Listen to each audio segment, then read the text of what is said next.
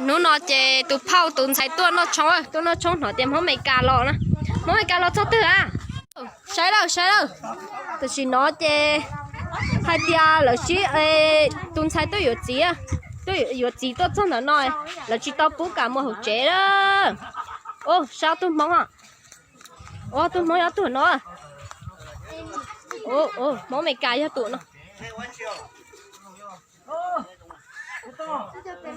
sao đâu tôi trong đó nó là chỉ tao bố cả hộp chế rồi rồi cho tôi chỉ thả xe rồi hai lít cho nó chơi bay xe tụi mong mấy cá nó rồi hai lít cha tôi tôi không có nhá tụi nó nè sẽ có xếp theo luôn à. Sao? Nó thì quay cũng cứ chơi cứ tôi, mất sao làm tao nó đâu có, sẽ có xếp theo luôn đi. Để chỉ tao bún cá hậu chế rồi. Tuần trước bỏ. Nói cả. Ủa, nữa, chồng nó xếp đó. Nó xếp nó vô chờ. Ê, cho nó là chỉ tao bún cá hậu chế bây giờ. Thả lại cho vô chỉ vô thôi là tao muốn đồ đó. Nó xếp, Mới cả tụi nó.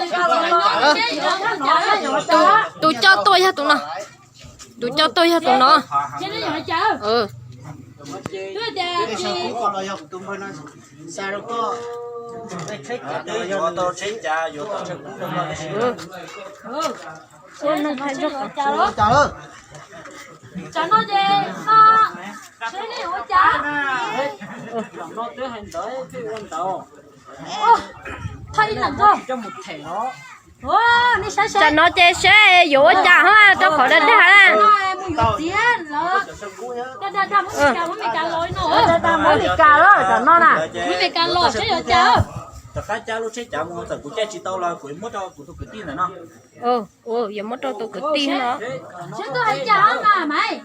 Sẽ có hay chờ, sẽ có tù đã nữa sẽ có hành đâu. sẽ cho nó sẽ có chả giờ có té cái lo có khá đó mà có chỉ té chơi là chỉ bún gạo chế đi hết à nè sẽ tụi nháp bỏ dâu cho sẽ chả cho họ bỗng nhiên tao lại chỉ xe hàng nó đó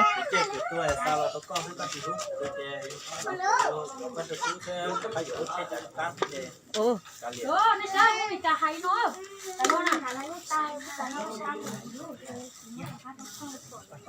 có mua ấy Giờ tụi nhá, ôi xe mua chế trả được cả mua sẽ trả cho mua tao sẽ cứu được cả rồi.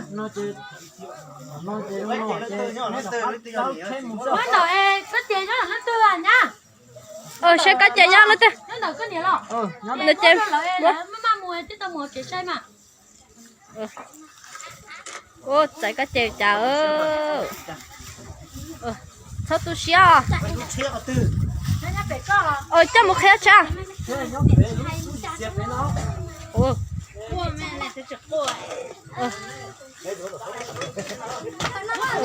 lúc chết